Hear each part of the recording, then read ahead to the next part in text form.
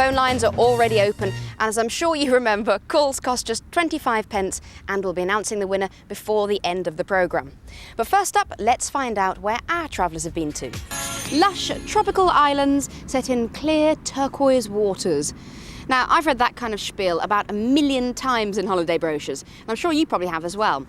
However, when the water it refers to is the Indian Ocean and the islands are the Seychelles, it would appear that June is low season in the Seychelles, even though the weather is usually fine. Now, you probably won't get a bargain because we're still talking the Seychelles here, but it could be up to 25% cheaper in June. Well, if that hasn't put you in the holiday mood, then nothing else will. But if it's done the trick, then why not enter our competition and win yourself a holiday? You've got just enough time. So here's a quick reminder of the question and today's incredible prize. And you've got a chance to win that holiday for just 25p, because that is exactly how much the call will cost you. I mean, that's not bad going, is it? Holiday for 25p. And of course, we'll be letting you know who the winner is before the end of the show. In the meantime, this is what's coming up on Wish You Were Here Today. Welcome back to Wish You Were Here Today. Now, for lots of people, when they book their holidays, the travel agent is still the first stop. Yet these days, more and more of us are choosing to travel independently and put together our own breaks. For my trip to Koh Samui off the tip of southern Thailand, I booked the hotel off the internet and my flights direct with the airline.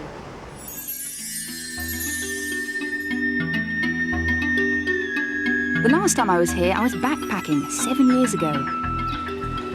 The airport's got a thatched roof, always a good sign. Travelling independently means that there's no rep there to meet you, but the airport's very easy to negotiate. Now, there is an airport bus that drops off around all the different hotels, but the quickest and cheapest way to get there is by taxi. The trip costs £1.50 and then you're there. Now, this is very different to the beach hut I stayed in last time. It's one of only 3 5-star hotels on the island. This is your room. Here. Wow. I already don't want to go home. It's huge. I really like the way the floor is the same inside as it is outside. I'll definitely be using this. All the rooms in this hotel have outside baths. What a fantastic view. Obviously, this is prime honeymoon territory, but I did also see families and children when I was there. There are 2 swimming pools, 2 bars, 3 restaurants, and like many Thai hotels, a spa to die for. I actually had the best massage ever. Slightly more hectic, Chaweng, the main tourist town. The strip is about 5 miles long and not exactly as I remembered it. Somewhere around here there's a beach. This place is just so built up now, and I can't believe how many Western brand names there are. And since we filmed, they've even opened a Tesco. But you can still get your cheap clothes, CDs and DVDs. All nicely pirated, of course. For me, one of the best things about Thailand is the food. And the hotel's Thai restaurant didn't disappoint. Today, it's a vast buffet and traditional dancing.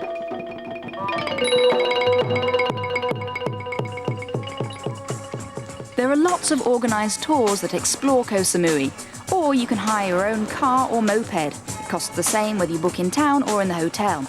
Gob is showing me round. First stop, the Big Buddha. What proportion of the Thai population is Buddhist? 90%. 90%. And the other 10? The other 10 are mostly Muslims, and there are some Christians. Yeah. Not a lot. Buddha's not actually a god, is he? No, he's a real person. He used to be a prince. He was pretty much a hippie at heart.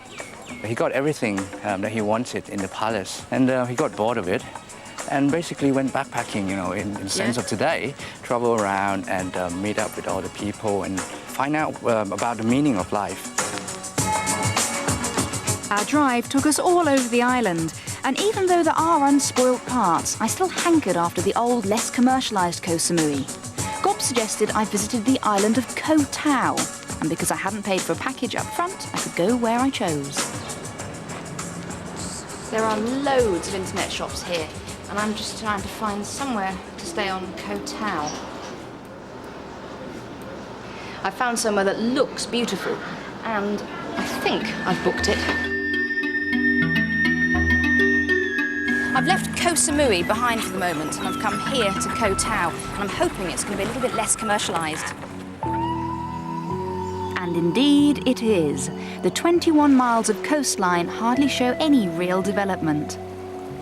My reservation seems to have worked. I'm paying around £65 a night, though there are much, much cheaper options. A traditional Thai bungalow is a lot more rustic looking than this, but also traditionally they are full of mosquitoes and spiders. Instead, this one is full of mod cons. We've got a fridge, TV, air conditioning, and the setting is faultless.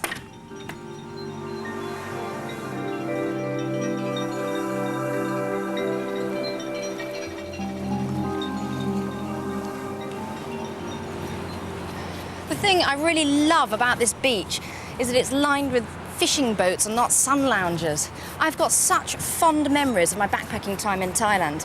To be honest, part of me doesn't want this report to go out because it just fuels the commercialisation process. But it's a difficult one. I mean, who am I to say that other people shouldn't come and enjoy this?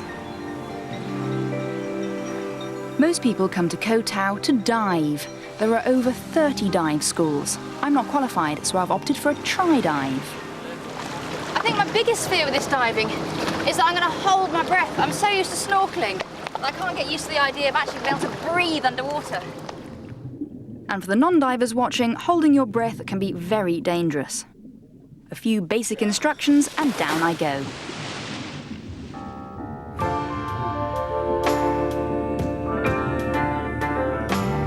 A 5-day PADI course, which covers all the basic skills, will cost around £120, which is actually cheaper than in the UK. Plus, your hotel accommodation is free. My tri-dive cost £23.